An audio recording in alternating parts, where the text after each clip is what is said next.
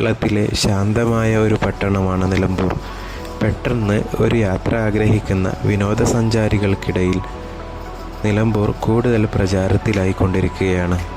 സമ്പന്നമായ ചരിത്രം, സമൃദ്ധമായ വനങ്ങൾ, മനോഹരമായ പ്രകൃതി ദൃശ്യങ്ങൾ എന്നിവയ്ക്ക് പേരുകേട്ട നിലമ്പൂർ ഒരു വാരാന്ത്യത്തിലോ 3-4 ദിവസത്തെ യാത്രയിലോ പര്യവേക്ഷണം ചെയ്യാൻ കഴിയുന്ന വൈവിധ്യമാർന്ന ആകർഷണങ്ങൾ വാഗ്ദാനം ചെയ്യുന്നു.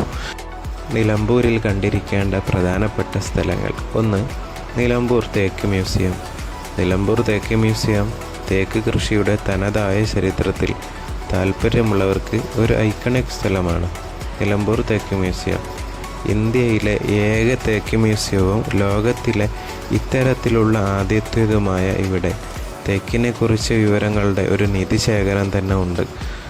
അതിൻ്റെ പൂവും കായ്കളും മുതൽ വിവിധ തരം മരങ്ങൾ വരെ. 2. കനോലീസ് പ്ലോട്ട്. നിലമ്പൂരിൽ നിന്നും വെറും 2 കിലോമീറ്റർ അകലെയുള്ള കനോലീസ് പ്ലോട്ടിലാണ് ലോകത്തിലെ ഏറ്റവും പഴക്കം ചെന്ന തേക്ക് തോട്ടം സ്ഥിതി ചെയ്യുന്നത്.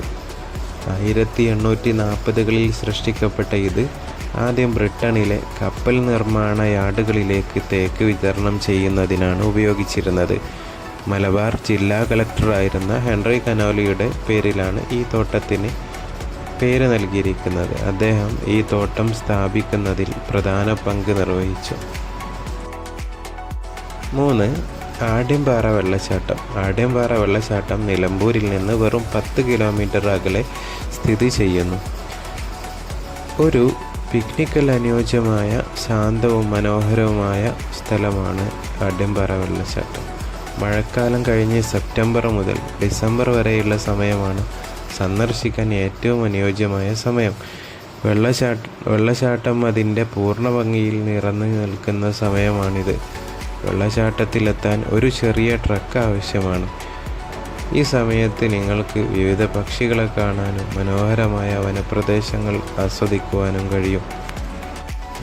സമീപസ്ഥലത്ത് മറ്റ് ആകർഷണങ്ങൾ ഒരുപാടുണ്ട്. നിലമ്പൂരിലും പരിസര പ്രദേശങ്ങളും മറ്റ് നിരവധി ആകർഷണങ്ങളാൽ നിറഞ്ഞിരിക്കുന്നു.